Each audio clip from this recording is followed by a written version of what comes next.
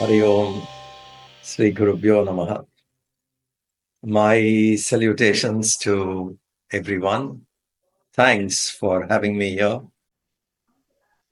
Bhagavad Gita teaches us to live our life to our full potential. It guides us to sail through the four Purusharthas, Dharma, Artha, Kama, Moksha. Even if we pick up a verse here and there in the Gita, and apply our mind, that verse itself can transform us. In chapter 2 of the Gita, Krishna himself says, Swalpam apyasya dharmasya trayate mahato bhayat. Swalpa, little of this dharma, this teaching, what Krishna said. So even little of this teaching, if we are able to put into practice, that's very important. If we can put this dharma, what we learn, the verses of the Gita, even little into practice, trayate mahato bhayat.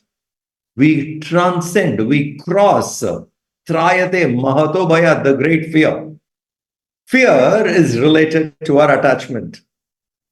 The more we are attached, the more scared we would be. And Gita, that particular value of being asanga, attached, Krishna speaks 80 times at least that overcome attachment. So here in this line, this verse, he says, even little of that if we practice, the fear factor of living will go. Living life with fear, that's not life. Constantly scared is not life. That is too stressful. So trayate mahato bhaya, this great fear you will cross. And the cause for fear, apart from ignorance, various things, attachment is the cause. In Vairagya Shatakam, he says, Vairagyam eva, one would become fearless only in Vairagya. Absolute detachment. That is to say, we can have whatever we have, but we should not possess it. Having and possessing it. Krishna talks about not possessing, not having. We can have whatever we want, but we should not possess it. To have and not to possess. That's the way. If we can practice that, detachment, trayate mahato bhayat. That's why in that verse he says, swalp, even little bit. If you start practicing, you will cross the great fear. And fear basically is rooted to attachment. So the verses of Gita are so beautiful. Shankara also says in his commentary, Shankara also says in Bhajagovindam, Bhagavad Gita kinchita dita, Ganga jala lavakanika pita. Bhagavad Gita, even little if we can take it into our life, apply it into practice, it will transform. It's not necessary that one has to study all 18 chapters. All the enlightened need not have gone through 18 chapters. They would have picked up and that little would have transformed. So we need to choose the verses which the verses which inspires us. And that verse, at somehow we should bring it into our practice. Priority we should give for applying that verse into our life. Put everything you can to practice that one verse, whichever verse inspires you. In second chapter, verse, I think 15 or 16, 1 second. Yeah, verse 16, verse 15, 16. Samadukkam sukham dhiram saha amrutatvaya kalpate. What a beautiful line. Samam sukham dhiram, sukham dukkam. That aspirant who manages to keep his mind balanced between sukha and dukkha, joy and sorrow, becomes fit. Saha amritatvaya kalpate. He becomes fit to attain immortality, amritatva. So here is this verse is also very, very important. Like the earlier reference I said, swalpam apyasya. Similarly, this verse says, who is eligible for immortality? Who is eligible for divine? Eligibility for divine doesn't come from your caste, creed, nation, citizenship, nothing. They don't qualify. Eligibility here, Krishna says, you want to experience divine? You want to see yourself eligible? Are you eligible? Are you qualified? What is the qualification? How do I qualify? How do I become eligible? He says, if you can practice samam sukha dukkham dhiram saha amritatvaya kalpade. That's verse 16 of 15 or 16 of chapter 2. Saha amritat. Then we qualify for divinity. So entire effort from our side is to pick up one of these kind of verses, could be from Stata, could be any verse, and see that we put our head and heart into that one verse and own that verse. Just own that one verse you own. This is what he meant. Swalpamapyasya dharmasya. Even if one sloka is taken and we own it, every bit of it is with us. And that one verse we put it into practice, then we cross the great fear.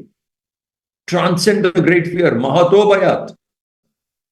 So that dhira, the intelligent aspirant, learns this art of keeping himself balanced between joy and sorrow. That person becomes fit. So in this verse, he speaks about who is fit for immortality.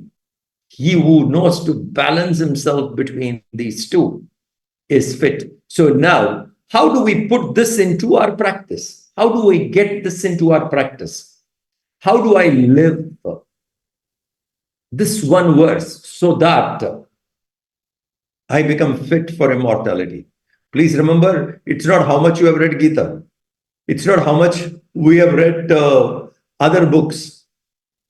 It is how much we practice. So if this verse talks about qualification, that a student who practices this qualifies, then we should look into that verse more intensely and put our best to practice it. So how do we try this? Tomorrow morning I wake up and I have become balanced. It doesn't come like that. It's a lot of effort. It takes time to arrive there. But how do we arrive? What is it that I should do to arrive there? Choose 1 hour in your day. Probably your busiest hour in your day, where you need to interact with many people or have to do a lot of things. That 1 hour when you are in the midst of tight work, interacting, transacting with the world intensely, in that 1 hour, you tell yourself, this 1 hour, I will be sukha dukkha samam. I will keep myself balanced no matter what happens this 1 hour. After that 1 hour, we can let the hell loose, no issue. But that 1 hour, come what may, this 1 hour, I will not lose my balance. Now, this we can practice. This we can practice.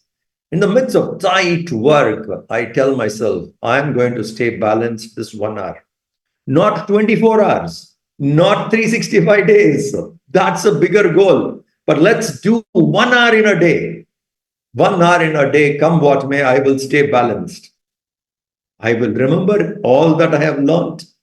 I will remember that this knowledge is transforming. I will remember that even in the battlefield, when there were 3.5 million soldiers arrived, soldiers there in Kurukshetra, Krishna stayed balanced. Krishna did not lose his smile. See, Krishna's avatar was not to play the flute, was not to eat butter. He was not born for that. The avatar comes to balance the negative and the positive, dharma and adharma. The manifestation itself is for that. Paritranaya sadhunam vinashaya dushkrutam sambhavami yuge yuge. The manifestation is for balancing dharma and adharma. And his main instrument to do that was Arjuna. Finally, that moment has come where Krishna said, okay, with this now, that purpose of why I have manifested gets sorted. The war is inevitable, and now we will sort this out. At that time, the main player, Arjuna, withdraws. Says, I can't fight this war. Let me go away. Imagine your main player says, enough, I'm done. And your purpose was for that. And you depended and you thought this man will do it. And he withdraws, shows all kinds of symptoms of complete collapse. Even in a situation like that, your most deepest desire, the purpose for which you have manifested, was threatened. Even at that time, Krishna did not lose his smile. Prahasanneva Bharatava, this Rishikesha, this Arjuna is pouring out, lamenting, bewildered. And Krishna is listening to him, watching him with a smile. Krishna did not lose that smile. That is called balanced. That inspiration we take, and all that what we have learned so far we take, and we say this 1 hour in my life, the most intense hour in that day, that 1 hour I have decided to be samam, sukha, dukkham. Practice it this way. This 1 hour, when you start practicing, little, this 1 hour will very naturally, unconsciously get extended daily. And every now and then that will come to you. And a day will come where we will also not lose our smile. No matter what happens, one would stay like Krishna. That Krishna did not lose his smile.